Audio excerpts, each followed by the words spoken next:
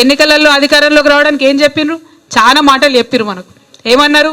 18 ఏళ్ళు నిండినటువంటి ప్రతి ఒక్క ఆడబిడ్డకి స్కూటీ ఇస్తామని చెప్పారు. వచ్చిందా ఎవరికైనా స్కూటీ? చేతులు చూపించాలి. వచ్చిందా ఎవరికైనా స్కూటీ? ఒక్కరు కూడా రాలే. మీకు వచ్చిందా? ఏందక్క రాలే కదా. మీ బిడ్డకు వచ్చిందా? మన ఇంట్లో ఎవరికైనా వచ్చిందా?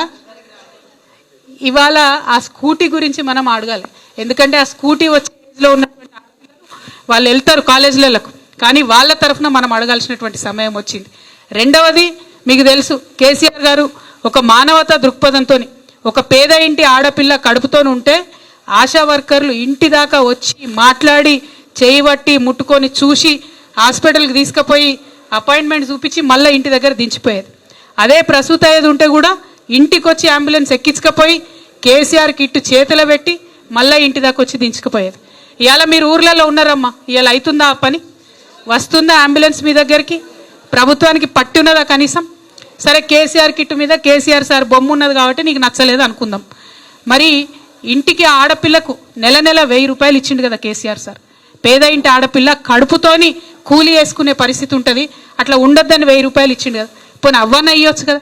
ఇంత మానవత్వం లేకుండా ఉంటారా రేవంత్ రెడ్డి గారు? మీరు ఇంత మానవత్వం లేకుండా ప్రభుత్వం నడుస్తుందా? జరుగుతున్న మంచి పనులు పార్టీలు ఎవరన్నా ఉండొచ్చు, ఖచ్చితంగా ప్రజలకైతే అందాలి. ఇవాళ నేను ఇక్కడ నుండి డిమాండ్ చేస్తూ ఉన్నా, ఖచ్చితంగా కేసీఆర్ కిట్ పథకంలో ఏదైతే ఇదివరకు మనం నెలకు 1000 రూపాయలు ఆడబిడ్డలకు ఇచ్చినామో పేద ఇంటి ఆడపిల్లలకు, అది రావాలే, ఇయ్యాలని చెప్పి నేను డిమాండ్ చేస్తూ ఉన్నా.